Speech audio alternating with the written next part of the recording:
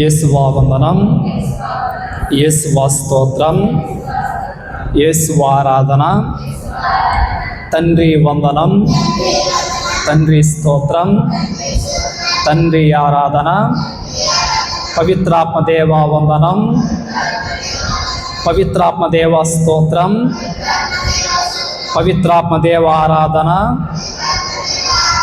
హల్లెలూయా, హల్లెలూయా, హల్లెలూయా.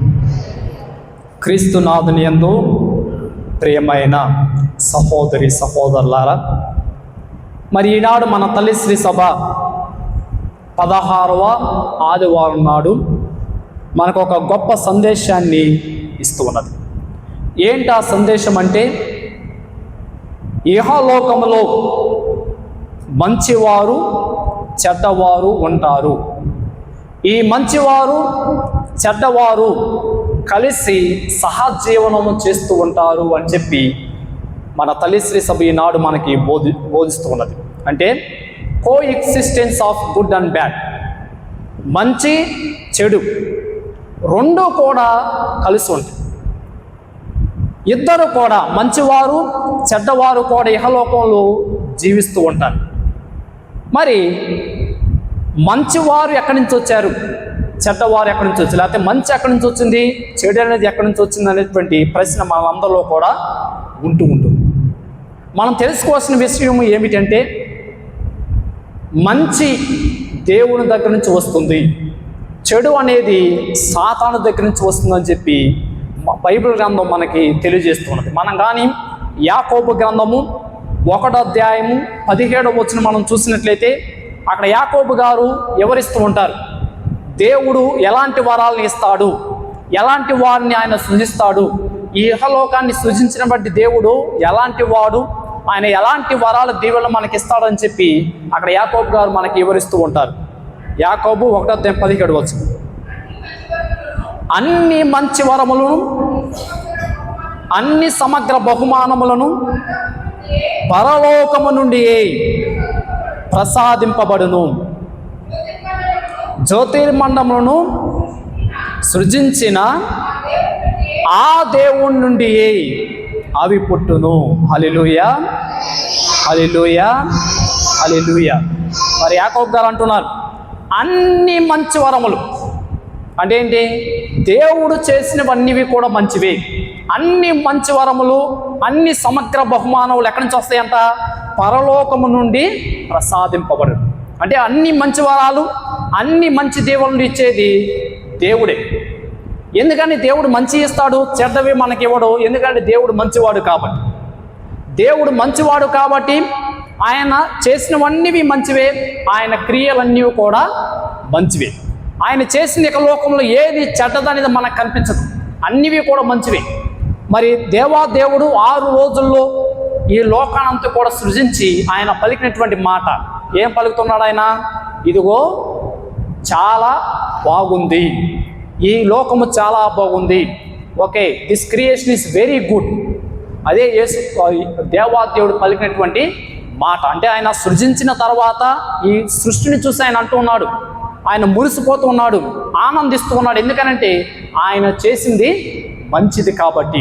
ఉదాహరణ, ఒక సైంటిస్ట్ని తీసుకోండి, ఆ శాస్త్రవేత్త ఏదైనా కనిపెట్టినప్పుడు సంతోషిస్తాడు, ఆనందిస్తాడు. ఇదిగో ఎవరు కనిపెట్టలేనిది నేను కనిపెట్టాను, ఇది ఒక లోకానికి చాలా బాగా పనిచేస్తుందని చెప్పి ఆ శాస్త్రవేత్త సంతోషిస్తూ ఉంటాడు. అదే ఇంకా దేవుడు కూడా సంతోషించాడు, ఆనందించాడు ఒక లోకాన్ని సృజించిన తర్వాత. ఎందుకని ఆయన సంతోషించాడు, అంతా బాగుంది, ఇదంతా కూడా బాగుగా ఉపయోగపడుతుందని చెప్పి దేవుడు సంతోషించాడు. ఎందుకనంటే ఆయన చేసినవన్నీ కూడా మంచివి కాబట్టి. అందుకని యాకోబు గారు అంటాడు, అన్ని మంచి వరములను అన్ని సమగ్ర బహుమానములు పరలోకము నుండి ప్రసాదింపబడును. ఇంకేంటి, జ్యోతిర్మండము నుండి సృజించిన ఆ దేవుని నుండి అవి పుట్టును. అంటే అన్ని మంచివి దేవుని దగ్గర నుంచే పుడతాయి, చెడ్డదనే దేవుడి దగ్గర నుంచి పుట్టదు.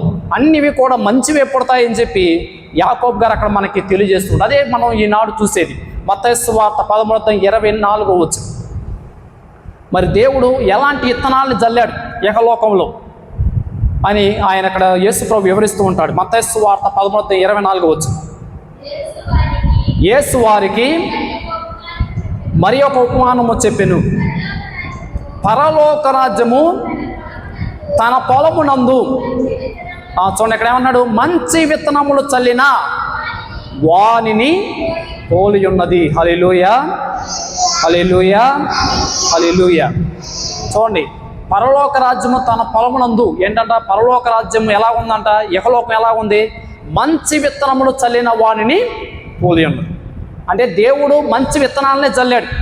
పోయిన వారం మనం చూసాం విత్తువాని యొక్క ఉపమానం. మరి విత్తువాడు విత్తనాలు వెదజల్లానికి వెళ్ళాడు.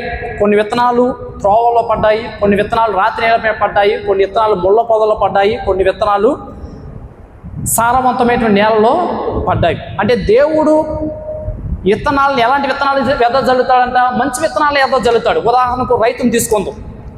రైతు కూడా తన పొలములో విత్తనాలని వెదజల్లేటప్పుడు మంచి విత్తనాలనే తీసుకెళ్తాడు తప్ప చెడు విత్తనాలని తీసుకుని వెళ్ళడు. ఈ పక్కన మనకి వరి పొలాలు లేవు, వరి మళ్ళు ఉంటాయి. మరి వరి మళ్ళు తయారు చేసినప్పుడు రైతు దున్ని దాన్ని సమాంతరంగా చేసి నీళ్లు పెట్టి రెడీగా ఉంచుతాడు.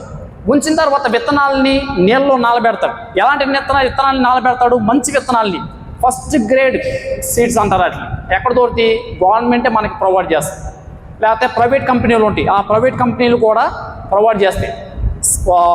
సాధారణంగా ఒక బస్తా వడ్లు 1700 1800 ఉంటాయి. కానీ వరి పొలంలో వరి మళ్ళీలో పోసేటువంటి విత్తనాలు 5000 6000 ఉంటాయి. ఎందుకని, చెడు విత్తనాలు అన్నీ కూడా వేరేస్తారు, చెడ్డవన్నీ కూడా పక్కకి వారు ఫిల్టర్ చేసేస్తారు. ఫిల్టర్ చేసేసిన మిగిలిన తర్వాత మిగిలిన ఏముంటాయి, మంచి విత్తనాలు ఉంటాయి. ఆ మంచి విత్తనాలని వారు 5000కు 6000కు వారు అమ్ముతూ ఉంటారు. రైతులు కూడా కొనుక్కొచ్చుకుంటారు ఆ విత్తనాలు. ఎందుకని, మంచి విత్తనాలు కాబట్టి. ఇవి జల్లితే మంచి నారు వస్తుంది కాబట్టి ఆ నారుతో మనం ఊడుకోవచ్చు అనేటువంటి ఉద్దేశంతో రైతు ఎంత డబ్బు నేను పెట్టడానికి ఇష్టపడుతూ ఉంటాడు. అదేవిధంగా దేవుడు కూడా మంచి విత్తనాలని వెదజల్లేడే తప్ప చెడు విత్తనాలని దేవుడు వెదజల్లలేదు. అదే మనం తెలుసుకోవాల్సింది. దేవుడు సృష్టింత సృష్టించిన తర్వాత ఆయన అన్నాడు, అంతా బాగుంది, అంతా మంచిగా ఉంది, ఎవ్రీథింగ్ ఈజ్ గుడ్. అది దేవుడు పలికినటువంటి మాట. అది మనం ఆదికాండం 1వ అధ్యాయంలో మనం చూస్తూ ఉంటాం ప్రేమటువంటి సహోదరి సహోదరు. కాబట్టి మంచివి అన్నివి కూడా దేవుని దగ్గర నుంచి వచ్చాయి, చెడ్డవి దేవుని దగ్గర నుంచి రావు. మరి చెడుది ఎక్కడి నుంచి వచ్చిందంట, మత్తయి సువార్త 13వ అధ్యాయం 25వ వచనం. మత్తయి సువార్త 13వ అధ్యాయం 25వ వచనం. అప్పుడు 13వ అధ్యాయం 25వ వచనం. జనులు నిద్రించు వేళ వాని పగవాడు వచ్చి గోధుమలలో కలుపు గింజలను చల్లి పోయెను. హల్లెలూయా, హల్లెలూయా, హల్లెలూయా. చూడండి, దేవుడు మంచి విత్తనాలను వెదజల్లితే పగవాడు ఎప్పుడు వచ్చాడంట, రాత్రిపూట. దేవుడు నిద్రించినప్పుడు, ప్రజలందరూ కూడా గాఢ నిద్రలో ఉన్నప్పుడు సాతాను వచ్చి కలుపు గింజలు ఆ మంచి విత్తనాల్లో వెదజల్లిపోయాడంట. మరి ఉదాహరణ మనం చూసినట్లయితే అవ్వ ఆదం ఉన్నారు.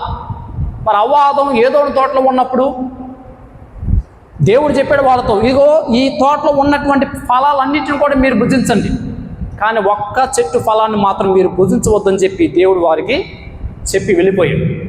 వెళ్ళిపోయిన తర్వాత సాతాను చూసింది, ఇదిగో దేవుడు లేడు కాబట్టి నేను వీళ్ళని మోసం చేయవచ్చు అని చెప్పి సాతాను వచ్చి వాళ్ళని మెప్పించి ప్రోత్సహించి ఆ చెట్టు యొక్క ఫలాలను తినే విధంగా సాతాను చేయటం మనం అక్కడ చూస్తుంది. ఎప్పుడు వచ్చింది సాతాను, దేవుడు లేనప్పుడు.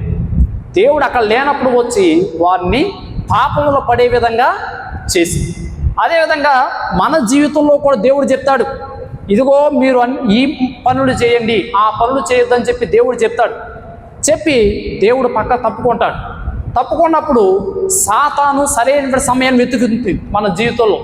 అది వెతికి మీరు చేయండి చెప్పి మనల్ని ప్రోత్సహిస్తుంది. మనం పాపంలో పడిపోతూ ఉంటాం, పాపాలను కట్టుకుని దేవునికి దూరంగా మనందరం కూడా వెళ్ళిపోతూ ఉంటాం. కాబట్టి మనం తెలుసుకోవాల్సింది ఇది, దేవుడు ఇచ్చేవన్నీ కూడా మంచివే, సాతాను ఇచ్చేవన్నీ కూడా చెడ్డవే అని చెప్పి మనందరం కూడా తెలుసుకోవాలి. ఎందుకు సాతాను ఈ పని చేసి, ఎందుకు సాతాను వచ్చి ఈ మంచి గోధుమ గింజల విత్తనాల్లో కలుపు గింజలు ఎందుకు చల్లిందంటే మనం చూసినట్లయితే యోహాను సువార్త 10వ అధ్యాయం 10వ వచనంలో యేసు ప్రభు అక్కడ మనకు తెలియజేస్తుంటాడు సాతాను ఏం చేస్తుంది, ఎందుకు ఈ పని, ఎందుకు ఈ కుట్ర పన్నిందని చెప్పి యేసు ప్రభు అక్కడ వివరిస్తూ ఉంటాడు. యోహాను సువార్త 10వ అధ్యాయం 10వ వచనం, దొంగవాడు దొంగిలించుటకు, హత్య చేయుటకు, నాశనము చేయుటకు మాత్రమే వచ్చును, నేను జీవమిచ్చుటకు దానిని సమృద్ధిగా నిచ్చుటకును వచ్చి ఉన్నాను. హల్లెలూయా,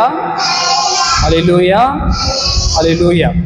మరి యేసు ప్రభు ఇక్కడ వివరిస్తున్నాడు దొంగవాడు. ఎవరు దొంగవాడు ఇక్కడ? సాతాను. సాతాను ఎందుకు వస్తుందంట మన దగ్గరికి? హత్య చేయుటకు, నాశనం చేయుటకు మాత్రమే వచ్చును. సాతాను మనల్ని దేవుడి దగ్గర నుంచి దొంగిలించాలి, దేవుడి నుంచి దూరం చేయాలని చెప్పి పరితపిస్తున్నాం. అదే మనల్ని హత్య చేయాలి. ఏ విధంగా హత్య చేయాలని చెప్పి? శారీరకంగా హత్య చేయాలి, ఆధ్యాత్మికంగా ఆత్మపరం కూడా మనల్ని హత్య చేయాలని చెప్పి సాతాను ఎదురు చూస్తుంది. చివరికి మనల్ని పరిపూర్ణంగా నాశనం చేయాలని చెప్పి సాతాను ఎదురు చూస్తుంది. అందుకని పేతురు గారు అంట, ఇదిగో సాతాను గర్జించు సింహం వల్ల ఎదురు చూస్తూ ఉన్నది, ఎవరు దొరుకుతారా, ఎవరిని కబలిద్దామా, ఎవరిని నవ్వులు మింగివేద్దామా అని చెప్పి సాతాను ఎదురు చూస్తుందని చెప్పి పేతురు గారు ఆయన రాసిన లేఖలో తెలియజేస్తూ ఉంటాడు. కాబట్టి సాతాను ఎందుకు ఈ పని చేసిందంట? మనల్ని నాశనం చేయడానికి, దేవుడి నుంచి దూరం చేయడానికి, దేవుడి దగ్గర ఉండకుండా చేయడానికి, దేవుని యొక్క బిడ్డలుగా మార్చకుండా సాతాని బిడ్డలుగా మార్చాలని చెప్పి సాతాను ఈ కుట్ర పడిందని చెప్పి మనందరం కూడా తెలుసుకోవాలి. ఎప్పుడైతే నువ్వు చెడు పనులు నువ్వు జీవితంలో చేస్తూ ఉంటావో, ఎప్పుడైతే నీ జీవితంలో పాప అనే దానిలో పడిపోతూ ఉంటావో, అప్పుడు ఏం జరుగుతుందంటే నువ్వు దొంగిలించబడతావు, హత్య చేయబడతావు, చివరికి పరిపూర్ణంగా నాశనం చేయబడుతూ ఉంటావు అని చెప్పి మనందరం కూడా తెలుసుకోవాలి. ప్రైవేటువంటి సహోదరి సహోదరులారా, ఇది మొదటి విషయం. యెహోలోకంలో మంచివారు చెడ్డవారు కలిసే ఉంటారు, కలిసే జీవిస్తారు. అందుకని ప్రభు అన్నాడు, యేసు ప్రభు అన్నాడు, ఇదిగో దేవుడు తన యొక్క సూర్య కిరణాలను మంచివారి పైన చెడ్డవారి పైన కూడా ప్రకాశింపచేస్తాడు. దేవుడు వర్షాన్ని మంచివారి పైన చెడ్డవారి పైన కూడా ఆయన కురిపిస్తూ ఉంటాడు. అంటే అందరూ కలిసి జీవిస్తారు. మరి ఎందుకు జీవించాలి? దేవుడు ఎందుకు ఏ యాక్షన్ తీసుకోవట్లేదు? దేవుడు ఎందుకని ఈ చెడ్డవారిని పట్టించుకోకుండా వారిని నాశనం చేయకుండా దేవుడు ఎలాగే ఎందుకు ఉంచుతాడని చెప్పి మనందరిలో కూడా ప్రశ్న ఉంటుంది. అందరిలో కూడా ఉంటుంది. అందరిలో కూడా కొంతమంది జీవితాల్లో కష్టాలే కష్టాలు, ఆ కష్టాలు వెన్నడికి తీరు, అనుభవిస్తూనే ఉంటారు. ప్రశాంతమైన జీవితమే వారికి ఉండదు. మరి కొంతమంది అనారోగ్య పరిస్థితికి వెళ్ళిపోతారు. ఎన్ని హాస్పిటల్ తిరిగినా, ఎంత వైద్యం చేసుకున్నా, ఎంతమంది దగ్గరికి వెళ్ళినా సరే, ఎంత ప్రార్థన చేసినా సరే, దేవునికి క్షమాపణ అడిగినా సరే వారికి స్వస్థత అనేది వారికి కలగదు. లేకపోతే కొంతమంది వ్యక్తిగత జీవితాల్లో కూడా ప్రశాంతత ఉండదు, ప్రశాంతమైన జీవితం ఉండదు, ఆనందమైన జీవితం కూడా వారిలో ఉండదు. ఎందుకు దేవుడు వీరిని పట్టించుకోవట్లేదు? ఎందుకు దేవుడు వారికి శాంతిని ఇవ్వట్లేదు? ఎందుకు దేవుడు వారికి కష్టాలని సులభతరం చేయటం లేదు? ఎందుకు దేవుడు ఒక వ్యక్తి ఆ విధంగానే నిరాశ నిస్పృహకు గురైనప్పుడు దేవుడు ఎందుకు ఆ వ్యక్తికి నిరీక్షణ అనేది ఇవ్వటం లేదని చెప్పి మనందరిలో కూడా ప్రశ్న ఉంటుంది. లేకపోతే చాలామంది మోసాలు చేస్తున్నారు, దొంగతనాలు చేస్తున్నారు, దుష్టక్రియలు చేస్తున్నారు, వాళ్ళందరూ బాగానే ఉన్నారు, నీతిమంతుడు మాత్రం కష్టాలు పాలవుతున్నాడు. ఎందుకు ఈ జరుగుతున్నాయి?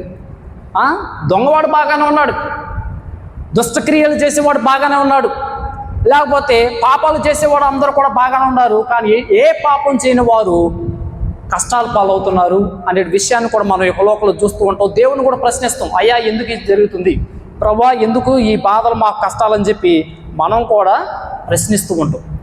అలాగా కొంతమంది దేవుని ప్రశ్నించారు,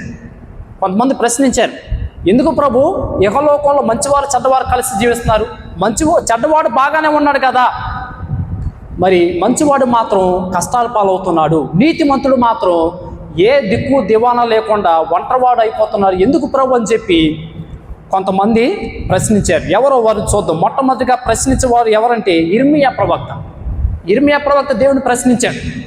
అది ఎక్కడ చూస్తాం మనం? ఇర్మియా 12వ అధ్యాయం 1వ వచనం. ఇర్మియా 12వ అధ్యాయం 1వ వచనం. ప్రభు చదవమ్మా.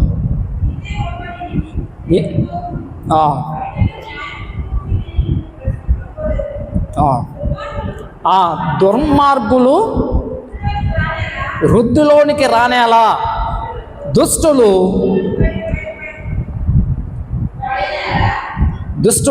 శుభములను పడయనేలా. Praise the lord. Hallelujah, hallelujah. యిర్మీయా ప్రవక్త దేవుని ప్రశ్నిస్తూ ఉన్నాడు. దేవుని అడుగుతున్నాడు. ఏమని అడుగుతున్నాడు? ప్రభువా, దుర్మార్గులు వృద్ధి చెందుతున్నారు, దుర్మార్గులు బాగానే ఉన్నారు, సంపాదించుకుంటున్నారు, పిల్ల పాపలతో ఉంటున్నారు, పాడి పంటలు బాగానే ఉన్నాయి, వారు చేసే వ్యాపారాలు అన్నీ కూడా బాగున్నాయి, ఎందుకు ప్రభువా నువ్వు వారిని వృద్ధి చెందేలాగా చేస్తున్నావు అని చెప్పి యిర్మీయా ప్రవక్త దేవుని ప్రతిగా ఇంకోటి అంటాడు, దుష్టులు సుఖములను పడయనేలా. ఈ దుష్టులందరూ సంతోషంగా ఆనందంగా సుఖాలు అనుభవిస్తూ ఉన్నారు, కానీ మంచివాడు మాత్రం కష్టాలు పాలవుతున్నాడు ప్రభువా, ఎందుకు ప్రభువా అని చెప్పి యిర్మీయా ప్రవక్త దేవుణ్ణి ప్రశ్నించాడు. అదేవిధంగా కీర్తనకారుడు కూడా దేవుణ్ణి ప్రశ్నించాడు. కీర్తన 73 వచనములు 2 నుంచి 5 వరకు. కీర్తన 73 వచనం 2 నుంచి 5 వరకు.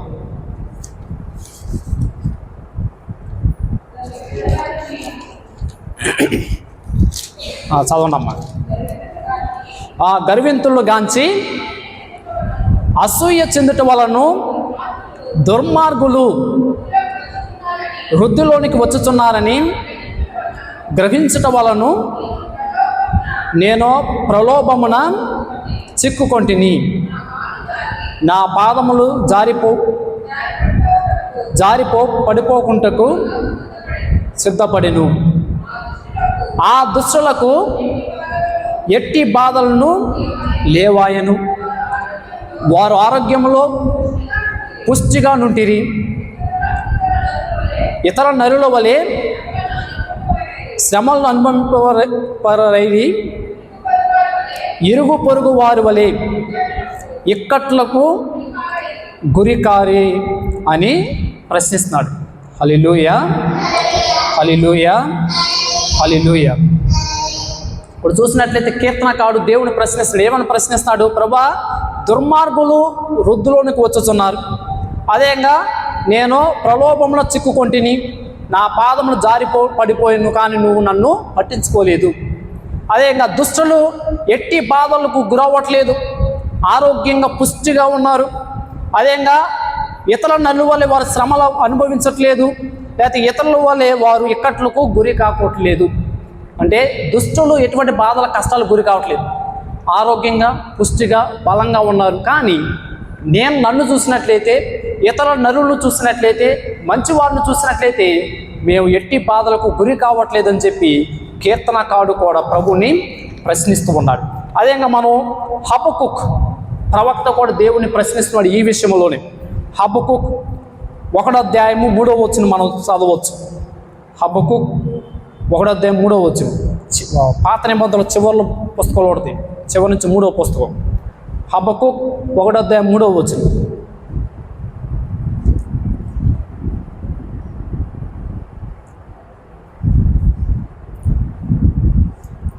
హబక్కుక్ గ్రంథము 1వ అధ్యాయం 3వ వచనం.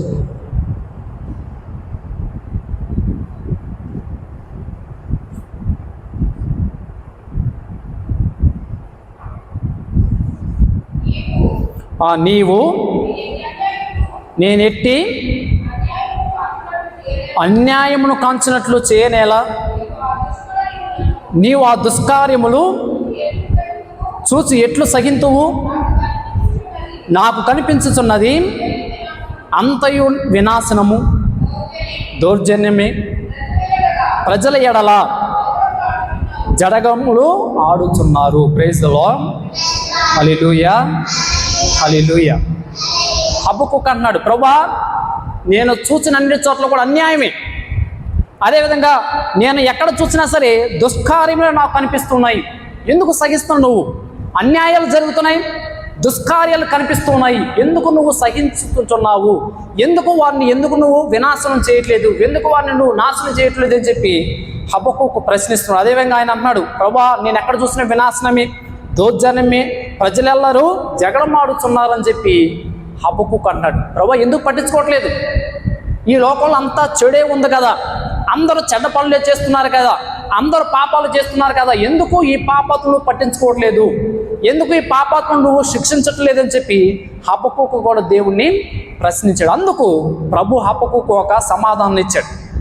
ఆ సమాధానం ఏంటో మనందరం కూడా చదవడానికి ప్రయత్నించారు. హబక్కూకు 2వ అధ్యాయము 3వ వచనం నుంచి 4వ వచనం వరకు. నేను నీకు వెల్లడి చేయు పనులన్నీ నిర్ణీత కాలమున జరుగును, కానీ ఆ కాలము త్వరలో వచ్చును. నా సంగతి నెరవేరు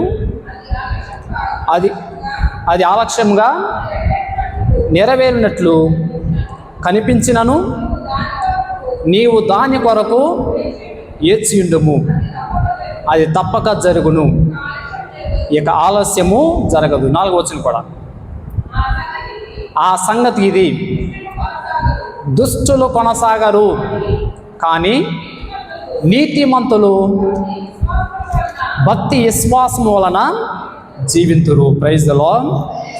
హల్లెలూయా, హల్లెలూయా. హబక్కూకు ప్రశ్నించాడు, ప్రభా దుష్టులు ఉన్నారు, దుష్కార్యాలు చేస్తున్నాడు, ఎందుకు నువ్వు వారిని పట్టించుకోవట్లేదు? ఎక్కడ చూసినా అన్యాయమే, ఎక్కడ చూసినా సరే దౌర్జన్యాలే, ఎక్కడ చూసినా సరే ప్రజలు జగడమాడుతున్నారు, ఎందుకు నువ్వు పట్టించుకోవట్లేదని చెప్పినప్పుడు మరి దేవుడు ఇచ్చినటువంటి సమాధానం, ఇదిగో హబక్కూకు, నేను నిర్ణీత కాలమున అన్నీ కూడా జరుగును. నేను ఒక కాలాన్ని నిర్ణయించాను, ఆ కాలం ప్రకారం అన్నీ కూడా జరుగును, అది తప్పకుండా జరుగును. ఎలా జరుగుతుందంట, ఏ విధంగా చేస్తాడంట? సత్యవంతులు నీతిమంతులు జీవింతురు కానీ దుష్కార్యములు చేయువారు కొనసాగరు, వారు వినాశముకు గురవుతారు, కానీ నీతిమంతులు భక్తి విశ్వాసం వలన జీవితురు అని చెప్పి హబక్కూకుకి దేవుడు సమాధానం ఇచ్చాడు. అంటే దేవుడు ఎందుకు వీరినందరం కూడా ఉండేలాగా చేస్తాడంటే దేవుడికి ఒక సంకల్పం ఉన్నది, దేవుని ఒక చిత్తం ఉన్నది, దేవునికి ఒక ప్రణాళిక ఉన్నది. ఆ ప్రణాళిక ప్రకారం అన్నీ కూడా జరుగుతాయి. నీతిమంతులు నీతి సూర్యుని వల్లే ప్రకాశిస్తారు, కానీ దుష్టులు దుష్కార్యాల వలన వారు వినాశనాన్ని తెచ్చుకుంటారు, వారు నరకంలో పడిపోతారని చెప్పి మరి ప్రభు అక్కడ వివరిస్తుడు. ఎప్పుడు జరిగితేది నిదానంగా జరుగుతుంది, అది నిదానంగా అన్నీ కూడా జరుగుతాయని చెప్పి ప్రభు అక్కడ వివరిస్తున్నాడు. కాబట్టి దీని ద్వారా మనం 3 విషయాలను మనం తెలుసుకోవాలి.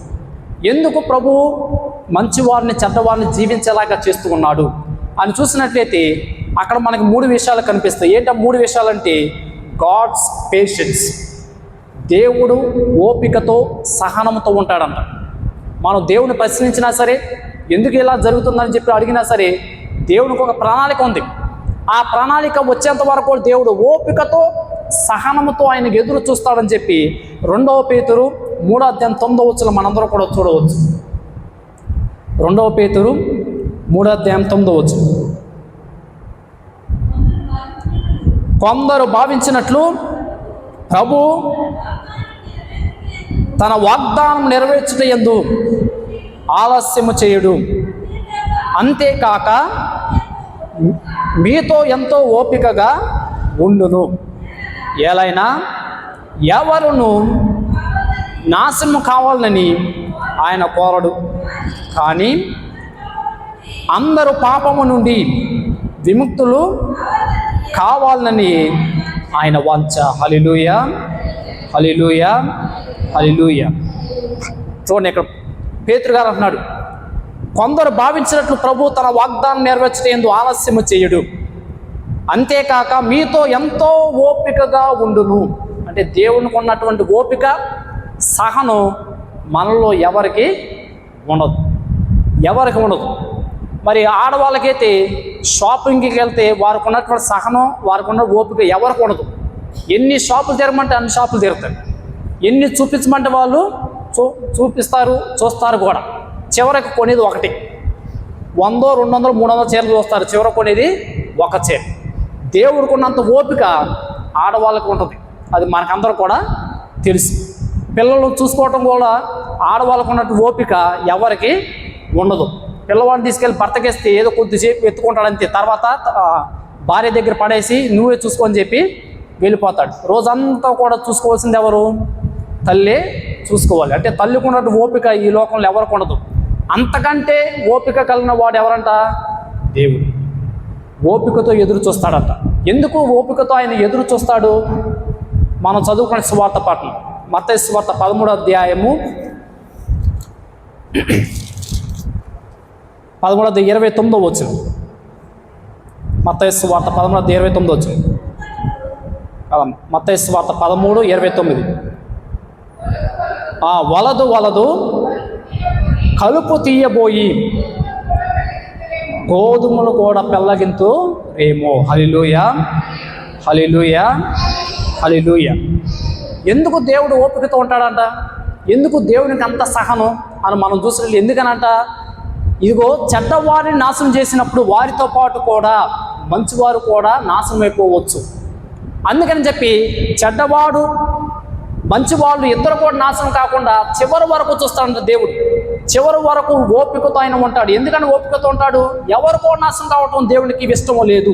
అదే మనం చివరిగా చదువుకున్నాం. కానీ అందరూ పాపం నుండి విముక్తులు కావాలని ఆయన వాంఛ. అందరూ కూడా పాపం నుంచి రక్షింపబడాలని, ఎవరు కూడా వినాశనం చెందకూడదని చెప్పి దేవుని యొక్క కోరిక, వాంఛ, ఆశ అనే దాన్ని మనం అక్కడ చూస్తూ ఉంటాం. అందుకని దేవుడు ఓపికతో ఎదురు చూస్తూ ఉంటాడు. ఇదిగో ఏదో ఒకనాడు నా బిడ్డ ఇదిగో మారు మనసు పొంది నా చెంతకు వస్తాడని చెప్పి దేవుడు ఓపికతో ఎదురు చూస్తాడు. అదే ఓపిక మనం ఎక్కడ చూస్తామంటే తప్పుపోయిన కుమారుడటువంటి ఆ కథలో మనం చూస్తూ ఉంటాం. మరి తప్పుపోయిన కుమారుడు తనకున్నటువంటి ఆస్తిపాస్తులు అన్నిటి కూడా తీసుకుని వెళ్ళిపోయాడు. ఆ తర్వాత తండ్రి ఎదురు చూస్తున్నాడు. నా కుమారుడు వస్తాడని చెప్పి ఎదురు చూస్తూనే ఉన్నాడు. ఎప్పటి వరకు ఎదురు చూశాడు? కుమారుడు తిరిగి వచ్చేంత వరకు కూడా ఎదురు చూస్తూనే ఉన్నాడు. ఆ కుమారుడిని దూరంలో చూడడం కానీ తండ్రి పైకి లేచి పరిగెత్తుకుంటూ వెళ్ళి కుమారుడిని హత్తుకున్నాడు. అక్కడ దేవుని యొక్క ఓపికను, దేవుని యొక్క సహనాన్ని మనం అక్కడ చూస్తూ ఉంటాం. అదేవిధంగా మనం పునీత మౌనిక అగస్టిన్ అక్కడ కూడా మనం ఈ యొక్క సహనాన్ని, ఓపికను మనం చూస్తూ ఉంటాం. మరి అగస్టిన్ గారు పాపాత్ముడు. ఆయన చేయనటువంటి చెడ్డ పనులు ఏమీ లేవు, అన్నీ చేశాడు. అలాంటి వాడు మారాలని చెప్పి మౌనిక తల్లి కుమారుని కోసం ప్రార్థన చేస్తూనే ఉంది. కన్నీటి ప్రార్థన, మోకాళ్ళు వేసి కన్నీటి ప్రార్థన చేసింది. ఎన్నాళ్ళు ప్రార్థన చేసిందంట? కొన్ని సంవత్సరాలు, 5 సంవత్సరాలు కాదు, 10 సంవత్సరాలు, 15, 20 సంవత్సరాలు ప్రార్థన చేస్తూనే ఉంది. నా కుమారుడు మారాలి, నా కుమారుడు మారు మనసు పొందాలని చెప్పి ఓపికతో, సహనంతో ప్రార్థన చేసింది. చివరికి అగస్టిన్ గారు మారు మనసు పొందాడు. మారు మనసు పొందిన తర్వాత గురువుగా అభిషేక్తులు అయ్యాడు. ఆ తర్వాత బిషప్ గారు అయ్యారు. ఆ తర్వాత ఆయన థియాలజీ కూడా రాశాడు. ఆయన థియాలజీని ఈనాడు కథోలిక మనం ప్రొటెస్టెంట్లు వాళ్ళు కూడా పాటిస్తాడు. అగస్టిన్ గారు అంటే తెలియని వారు ఎవరు కూడా లేరు. మీరు ఏ పాస్టర్ అడిగినా సరే అగస్టిన్ గారు అడిగితే వారు చెబుతారు. అంటే అంత పాపాత్ముడు, అన్ని పాపాలు చేసిన వాడు, అంత పాప ఊపిలో ఉన్నవాడు లేవనెత్తబడ్డాడు. ఎవరి ప్రార్థన వలన? మౌనిక గారి ప్రార్థన వల్ల లేవనెత్తబడ్డాడు. ఆ తల్లి ఎన్నాళ్ళు ప్రార్థన చేసింది? కొన్ని సంవత్సరాల పాటు ప్రార్థన చేసింది, నా బిడ్డ మారాలని చెప్పి. అదే ఓపికతో దేవుడు కూడా ఎదురు చూస్తాడు. నా బిడ్డలు మారు మనసు పొందుతారు. ఇదిగో వారిలో నేను మంచి గోధుమలను మాత్రం వేశాను, కానీ సాతాను వచ్చి కలుపు గింజలు వారిలో పడవేసింది. కాబట్టి ఆ కలుపు గింజలను కానీ నేను పెరికి వేస్తే వాటితో పాటు మంచి విత్తనాలు కూడా బయటకు వచ్చే ప్రమాదం ఉంది. కాబట్టి 2 ఉండనివ్వండి, చివరి వరకు చూస్తాను, చివరి వరకు మారు మనసు పొందుతాను లేదో నేను ఎదురు చూస్తానని చెప్పి దేవుడు వాటిని అలాగే వదిలిపెట్టి ఓపికతో ఎదురు చూస్తాడు. ఎప్పటి వరకు ఎదురు చూస్తాడైనా? కోత కాలం వచ్చేంత వరకు దేవుడు ఎదురు చూస్తూనే ఉంటాడు. హల్లెలూయా, హల్లెలూయా, హల్లెలూయా. మరి అదే విషయాన్ని మనం చూసినట్లయితే సౌలుగా ఉన్నటువంటి పౌలు, మరి దేవుడు సౌలుగా ఉన్నప్పుడు పౌలుని కానీ నాశనం చేసుకున్నట్లయితే మనకి ఈనాడు పౌలు గారు ఉండేవాడే కాదు. పౌలు గారు రాసినటువంటి లేఖలు మనకు ఉండేవే కాదు. దేవుడు మొదట్లోనే శిక్షించవచ్చు, దేవుడు మొదట్లోనే మనిషిని సరిదిద్దవచ్చు, కానీ దేవుడు ఎదురు చూస్తాడు. మారు మనసు పొందుతారు, గొప్పవారు అవుతారు, వారిలో గొప్ప సూచక క్రియలు బయటకు వస్తాయని చెప్పి దేవుడు ఎదురు చూస్తాడు. మరి సౌలుగా ఉన్నప్పుడు అనేక పాపాలు చేశాడు. సౌలు గారు క్రైస్తవులు హింసించాడు, క్రైస్తవులకి నానా హింసలకు గురి చేశాడు, అనేక బాధలకు గురి చేశాడు, అనేక మందిని చంపాడు సౌలుగా ఉన్నప్పుడు. కానీ దేవుడు పల్లెత్తి మాట కూడా అనలేదు, సౌలుని శిక్షించలేదు, దండించలేదు. కానీ సౌలుని మార్చాడు. సౌలుగా ఉన్నటువంటి వాడిని పౌలుగా మార్చి, ఇదిగో మనుషులను చంపినటువంటి వాడు మనుషులు బతికించే విధంగా, ఇదిగో మనుషులు హింసించిన వాడు మనుషులు చూసుకునే విధంగా, ఇదిగో దైవవాక్కు బోధించకుండా ఆపినటువంటి వాడు దైవవాక్కుని బోధించే విధంగా దేవుడు మలచాడు, దేవుడు మార్చాడు. హల్లెలూయా, హల్లెలూయా, హల్లెలూయా. అదేగా మనం జకర్యాను కూడా చూస్తాం. జకర్యా సుంకరి, ప్రజల దగ్గర డబ్బులు లాక్కుని వాళ్ళని హింసిస్తున్నటువంటి వ్యక్తి. మరి దేవుడు మొదట్లోనే జక్కయ్యను సరిదిద్దవచ్చు, మొదట్లోనే సరిదిద్ది మార్చవచ్చు. కానీ దేవుడు ఎదురు చూశాడు. ఎప్పటి వరకు ఎదురు చూశాడు? జక్కయ్య చెట్టు ఎక్కేంత వరకు దేవుడు ఎదురు చూశాడు. సహనంతో ఓపికతో ఉన్నాడు. నా బిడ్డ నన్ను ఎత్తుకుంటూ వస్తాడు, మారు మనసు పొందుతాడని చెప్పి దేవుడు ఎదురు చూశాడు. అంటాడు యేసు ప్రభు, లోకాసువార్త అంటాడు, ఇదిగో నేడే ఇంటికి రక్షణ వచ్చినది. మరి దేవుడికి అంత ఓపిక ఉంది కాబట్టి అదే ఓపిక, అదే సహనం మనలో కూడా ఉండాలి. ఇదిగో నీ జీవితంలో కష్టాలు వచ్చినప్పుడు, బాధలు వచ్చినప్పుడు, కన్నీరు ఉన్నప్పుడు, అశాంతి ఉన్నప్పుడు, అనారోగ్య పాలైనప్పుడు నువ్వు దేనికి భయపడిన అవసరం లేదు, నువ్వు దేనికి జంకన అవసరం లేదు, నువ్వు దేనికి కలత చెందన అవసరం లేదు. ఎందుకని? ఓపికతో ఉండండి. ఏదో ఒక రోజున దేవుడు నీ దగ్గరికి వస్తాడు. ఏదో ఒక రోజున దేవుడు నీకు కుటుంబంలో తన యొక్క పవిత్రమైన పాదాలని మోపుతాడు. ఏదో ఒక రోజున నీలో ఉన్నటువంటి అశాంతిని, నీలో ఉన్న కన్నీటిని కాదు, నీలో ఉన్నటువంటి బాధని, నీలో ఉన్నటువంటి వేదనని, నీలో ఉన్నటువంటి అలజడుని అన్నిటిని కూడా దేవుడు తీసివేస్తాడు. వాటన్నిటి నుంచి కూడా మీకు విడుదలని దయచేస్తాడు. హల్లెలూయా, హల్లెలూయా, హల్లెలూయా. అది మొట్టమొదటిగా మనం అక్కడ చూసేది. రెండవది ఏమిటంట? దుష్టులు విజయాన్ని పడతారు, దుష్టులు మంచిగా ఉంటారు, ఆరోగ్యంగా పుష్టిగా అన్నిట్లో విజయాన్ని సాధిస్తారు, అన్నిట్లో పై చేయని వారి పెత్తనాలు చెల్లిస్తారు. కానీ వారి విజయం ఎన్నాళ్ళు ఉండదు, వారి విజయము కొద్ది కాలం మాత్రమే ఉంటుందని చెప్పి ఆ వాక్కు మనకి తెలియజేస్తున్నది. మరి ఉదాహరణ మనం చూసినట్లయితే రైతులు తెలుసు, ఊడు పూడ్చిన తర్వాత నెల రోజుల తర్వాత కలుపు మొక్కలు రావటం మొదలు పడతాయి. ఆల్రెడీ ఊడు పూడ్చారు, వరి ఒక అడుగు ఎత్తు ఉంటుంది, అడుగున్నర ఎత్తు ఉంటుంది. అప్పటికి ఈ కలుపు మొక్కలు రావు. కానీ నెల రోజుల తర్వాత కలుపు మొక్కలు వస్తాయి. 10 రోజుల్లో అరడుగు ఉన్నటువంటి వరిని మించి ఈ కలుపు మొక్కలు పెరుగుతాయి. మీకు అందరూ తెలుసుకోలేదు, నేను కూడా కలుపు తీతలకు వెళ్ళాను. ఈ విషయాలన్నీ కూడా నాకు తెలుసు. కలుపు గింజలు మాత్రం పైకి పెద్దగా కనిపిస్తాయి, వరి మాత్రం కిందే ఉంటుంది. అంటే ఇప్పుడు కలుపు గింజలు అంటే ఎవరెక్కడ? దుష్టులు. దుష్టులు యొక్క లోకంలో వారు సంపన్నులుగా ఉంటారు, దీవించబడిన వారుగా ఉంటారు. కానీ కలుపు తీసినప్పుడు మనం వరిని పీకం, కానీ దేన్ని పీకుతాం? మనం దేన్ని పెరికి వేస్తాం? కలుపు మొక్కలు మాత్రం మనం పెరికి వేస్తాం. కలుపు మొక్కలు బాగా స్పీడ్గా పెరుగుతాయి, కానీ వరి మాత్రం నిదానంగా పెరుగుతుంది. 3-4 నెలల పాటు అది పెరుగుతుంది. కానీ ఈ కలుపు మొక్కలు మాత్రం నెల రోజుల్లో పెరిగిపోతాయి. అవి పూలు పోస్తాయి, విత్తనాలు కూడా వాటిలో వస్తూ ఉంటాయి. అదేవిధంగా దుష్టులు కూడా విజయాన్ని పడతారు. మరి కానీ మంచివారు మాత్రం అపజేయాలి, వారికి అన్నీ కూడా కష్టాలే. కానీ దుష్టుల యొక్క విజయము ఎన్నాళ్ళు ఉండదు, అది కొన్నాళ్ళు మాత్రమే ఉంటుందని చెప్పి దేవుని యొక్క వాక్కు మనకి తెలియజేస్తుంది. ఉదాహరణ మనం చూసినట్లయితే నబుకద్నెజర్ మరి బాబులోని దేశానికి రారాజు.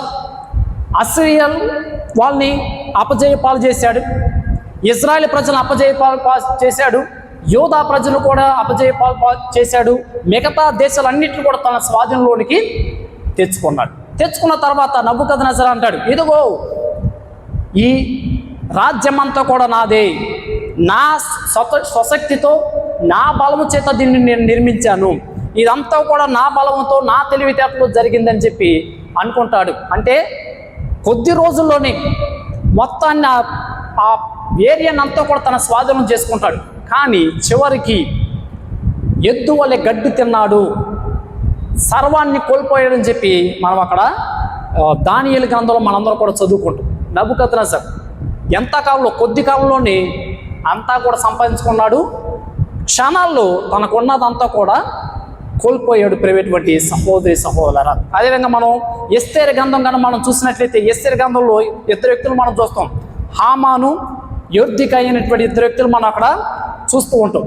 హామాన్ అనేవాడు అధికారి అవుతాడు, ప్రధానమంత్రి అవుతాడు రాజ్యానికి. కానీ యొర్దకై అనేవాడు ఇశ్రాయేలు ప్రజలకు సంబంధించిన వాడు కాబట్టి ద్వారపాలకుల దగ్గర ఉండేవాడు యొర్దకై. మరి హామాను మాత్రం ఈ అధికారాన్ని సంపాదించుకున్న తర్వాత ఇశ్రాయేలు ప్రజలను నాశనం చేయాలి, ఇశ్రాయేలు ప్రజలు ఏ విధంగా సరే వారి వినాశనం చేయాలి, ఈ రాజ్యంలో ఉండకుండా నేను చేయాలని చెప్పి హామాను అనుకుంటాడు. ఎందుకని అనుకుంటాడు హామాను? యొర్దకై హామానుకు మోకాలు వంచడు, మోకాలు వంచి అతనికి గౌరవాన్ని ఇవ్వడు. అందుకని హామాను పగబట్టాడు, యొర్దకై మీద ఇశ్రాయేలు ప్రజల మీద పగబడతాడు. వీళ్ళు ఏ విధంగా సరే నాశనం చేయాలని చెప్పి, వినాశనం గావించాలని చెప్పి పగబడతాడు.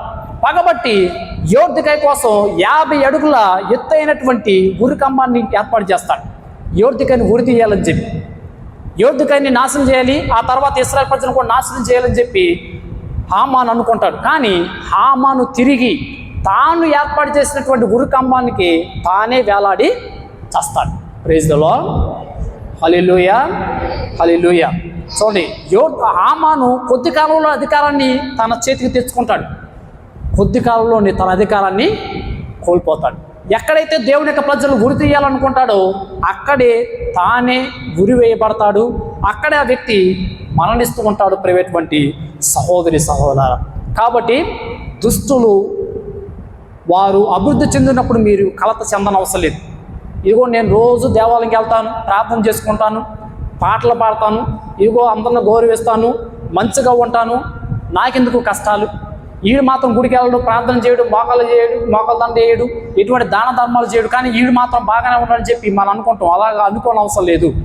దేవునికి తెలుసు ఎవరిని ఎప్పుడు పైకి ఎత్తాలో, ఎవరిని ఎప్పుడు కింద పడేయాలో దేవునికి అంతా కూడా తెలుసు. హల్లెలూయా, హల్లెలూయా, హల్లెలూయా. మరి చివరిగా దీంట్లో మనం చూసేది ఏమిటంటే తుది తీర్పు.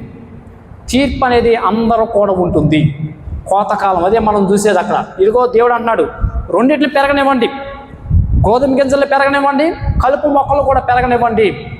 కోతకాలం వచ్చినప్పుడు మొట్టమొదటిగా ఎవరిని నాశనం చేస్తాడంటే దేవుడు దుష్టులను నాశనం చేస్తాడు. ఆ దేవదూతలు వచ్చి దుష్టులందరినీ కూడా పట్టుకుని ఎక్కడ వేస్తారంటే వాళ్ళు తీసుకెళ్ళి అగ్నిగుండంలో పడవేయుదురు. అగ్నిగుండం అంటే పాతాళ లోకంలో. ఆ పాతాళ లోకంలో వారు పడిపోయి అగ్నిగుండంలోనే వారు ఉంటారు. అందుకని యేసుప్రభు అన్నాడు, అగ్ని చల్లారదు, పురుగు చావదు అని చెప్పి యేసుప్రభు అంటాడు. అటువంటి అగ్నిగుండంలో వారు పడవేరు. కానీ మంచివారు గోధుమ మొక్కలు మాత్రము అవి కొయ్యబడతాయి, అవి గిడ్డంగుల్లో చేరబడతాయి. గిడ్డంగా అంటే ఇక్కడ ఏంటి? పరలోక రాజ్యం. వాళ్ళందరూ కూడా పరలోక రాజ్యానికి తీసుకుని రాబడతారు అని చెప్పి యేసుప్రభు అంటున్నాడు. కాబట్టి మనం దేవుణ్ణి ప్రశ్నించిన అవసరం లేదు. ఎలాగ జరగాలో అలాగే జరుగుతుంది. ఏది జరగాలో దేవునికి తెలుసు, ఎలాగ జరగాలో కూడా దేవునికి తెలుసు, ఏమి జరగబోతుందో కూడా దేవునికి అంతా కూడా తెలుసు. సర్వజ్ఞాని. ఆ జ్ఞానాన్ని మించినటువంటి వాడు ఈ లోకంలో లేరు, ఎవరు కూడా లేరు. మనం ఎన్ని అనుకున్నా, మనం ఏం చేయాలనుకున్నా సరే దైవ చిత్తం లేనిది ఏది కూడా అక్కడ జరగదు. ఏది జరగదు. మీకు ఒక విషయం చెప్తాను. నాకు ఎవరైనా ప్రార్థన చేసినప్పుడు నేను కూడా ప్రార్థన చేయమంటాను. ఎవరు వచ్చినా సరే, పాస్టర్ గారు వచ్చినా సరే, ఏ స్త్రీ వచ్చినా సరే, నేను ప్రార్థన చేయమంటాను. అయితే ఒక రోజు ఒక పాస్టర్ గారు ప్రార్థన చేశాడు నా కోసం. చెప్పకూడదు, సీక్రెట్ అది, అయినా సరే చెప్తున్నాను నేను.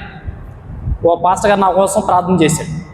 ప్రార్థన చేసిన తర్వాత ఆయన భాషలో ఏదో మాట్లాడాడు, అంతా బాగుంది. అంతా మాట్లాడేసిన తర్వాత ప్రార్థన అయిపోయిన తర్వాత ఆయన నాకు నా జీవితంలో జరగబోయే సంఘటన గురించి చెప్పాడు. ఏం జరగబోతుందంట?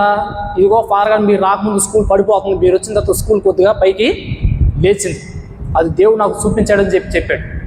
ఇంకోటి ఏంటంట, ఇదిగో మీ జీవితంలో ఒక స్త్రీ రాబోతుందని చెప్పి కూడా చెప్పాడు. అప్పుడు నాకు ఒక్కసారి ఒళ్ళు గబుల్ మంది, స్త్రీ నా జీవితంలోకి రావటం ఏంటి? నేను ఫాదర్ని కదా, పెళ్లి చేసుకోకూడదు కదా, ఎందుకు స్త్రీ అనేది నా జీవితంలోకి రాబోతుందని చెప్పి ఒక్కసారి నా ఎంటుకలన్నీ కూడా పైకి గుస్ బాంబ్స్ లాగా పైకి లేచి ఒకేసారి. అసలు నాకు మాట లేదు, అంత మౌనంలోకి వెళ్ళిపోయా. అదైపోయింది. ఇంకోటి అన్నాడు, మళ్ళీ మీరు విదేశాలకి తిరిగి వెళ్తారని చెప్పి మళ్ళీ అవి ఈ 3 విషయాలు నాకు చెప్పాడన్నమాట. నేను మధ్య దానిలో పట్టుకున్నా, స్త్రీ ఏంటి, నా జీవితంలోకి స్త్రీ రావటం ఏంటి అని చెప్పి దాని గురించి 2-3 వారాలు ఆలోచించాను. ఏం చేస్తున్నా సార్ అదే గుర్తొస్తుంది నాకు. అప్పుడు విజయవాడలో ఉన్నాను నేను, ఎగ్జామ్ రాస్తున్నాను నేను. ఎగ్జామ్ రాసినప్పుడు అదే గుర్తొస్తుంది, స్త్రీ రావటం ఏంటి నా జీవితం ఏం జరగబోతుంది, దేవుడు ఏం చేయబోతుందో అని చెప్పి కలవర పడిపోయాను, కలత చెంది అసలుకి ఏంటి ప్రభా అని చెప్పి రోజు ప్రార్థన చేసుకునేవాడిని. అసలుకి ఆకలి కూడా వేసేది కాదు, ఒంటరిగా ఉండిపోయి ఎవరు చెప్పుకోవాలి కూడా తెలియదు. ఇంట్లో వాళ్ళు చెప్తామంటే ఇంట్లో వాళ్ళు కూడా అర్థం చేసుకోలేదు. అంటే నువ్వు ఏదో అబద్ధం చెప్తావు అని అనుకుంటారు, లేకపోతే ఎవరితో చెప్తావు అనుకున్నా సరే చెప్పలేకపోతున్నాం. చివరికి సిస్టర్లకు కూడా చెప్పి ఆఖరికి ఏం చేయటం, మనసులో దాచుకుని బయటికి రావాలి. చీకట్లో మనం ఏం చేసినా సరే ప్రభు అంటాడు ఎలుగులో కనిపిస్తుంది. నువ్వు ఇదిగో 4 గోళ్ల మధ్య నువ్వు గుసగుసలాడింది ఇది ఇంటి పైకప్పు నుండి ప్రకటింపబడుతుందని చెప్పి యేసు ప్రభు అన్నాడు. కాబట్టి మనం దాచుకోలేము కాబట్టి అందుకని చెప్పేస్తున్నాను నేను అనుకున్న తర్వాత ఎందుకు ఆరోగ్యం పాడు చేసుకోవాలి, దాని గురించి కొద్దిగా మనిషిని నేను నలిగిపోయా. అందరూ అంటారు ఎందుకు ఫాదర్ మీరు సన్నగైపోతున్నారు, ఏం జరిగింది అందరూ కూడా అంటారు. అసలు జరిగిన సంగతి ఇదే, ఒక పక్కన కావులు వచ్చాయి, ఓ పక్కన ఇది, 2 నలిపేసేయండి నన్ను. అసలు ఆకలి కూడా వేసేది కాదు, గ్యాస్ ఎక్కువైపోయింది, అరుగుదల కూడా లేదు. అందుకని మనిషిని నలిగిపోయి అందరూ అడుగుతున్నారు ఏం జరిగింది. ఇదే కావుల గురించి చెప్తున్నా కానీ 2 విషయం గురించి నేను ఎవరికి చెప్పట్లేదు. చివరికి అనుకున్నాను నేను, సర్లే రాని జరిగితే జరగని, ఏది జరిగినా సరే పర్వాలేదు, సరే గురువుగా ఉంచాలనుకుంటా గురువుగా ఉంచు, లేకపోతే నన్ను బయటికి తీసుకెళ్ళిపో అని చెప్పి ప్రార్థన చేసుకుని అన్నీ వదిలేసి చివరికి దైవ చిత్తం నెరవేరుగాక అని చెప్పి దేవునికి సమస్తాన్ని నేను వదిలిపెట్టేశాను. కాబట్టి మన జీవితంలో జరగకపోవచ్చు, కానీ అంతా కూడా దేని ప్రకారం జరుగుతుంది, దైవ చిత్తం ప్రకారమే జరుగుతుంది. దాన్ని ఆపడం ఎవరి తరం కాదు. ఆ స్త్రీ వస్తుందంటే నేను ఆపడం నా తరము కాదు. ఎందుకు అది జరగాలంటే జరిగిద్ది, జరగకూడదంటే జరగదు. దేవుడు ఉంచాలంటే ఉంచుకుంటాడు, లేదంటే తీసివేస్తాడు. అదే నేను అనుకున్నాను, సరే వస్తే వచ్చింది పర్వాలేదు. కానీ నాలో బాధ ఏంటంటే ఎక్కువ చేయలేను. ఈ యొక్క దివ్య బలి పూజని నేను చేయలేను. వాక్యం బోధించవచ్చు, ప్రార్థన చేయొచ్చు, అన్నీ చేయొచ్చు, కానీ నా జీవితంలో ముఖ్యమైనది పూజా బలిని మాత్రం నేను చేయలేను. అదొక్కటే బాధ నాకు, అదొక్కటే బాధ. దేవుడు నన్ను అభిషేకం చేశాను, ఒక గురువుగా అభిషేకించావు, ఎందుకు పూజ చేయడానికి, ఆ బలి పూజని నిర్వహించి ప్రజలకి నీ దివ్య సప్రసాదాన్ని పంచిపెట్టడానికి. అదొక్కటే నాలో ఉన్న బాధ, కానీ ఇంకా ఏ బాధ కూడా నాలో లేనే లేదు. కాబట్టి ఎదురు చూద్దాం, దేవుని యొక్క ప్రణాళిక వస్తుంది. దేవుడు మన జీవిత అద్భుతాలు కూడా అన్నీ కూడా చేస్తుంటాడు. దేవుడు మిమ్మల్ని అందరూ కూడా చల్లగా దీవించును గాక. ఆమేన్. అందరూ పైకి లేచి మన విశ్వాసాన్ని ప్రకటించు.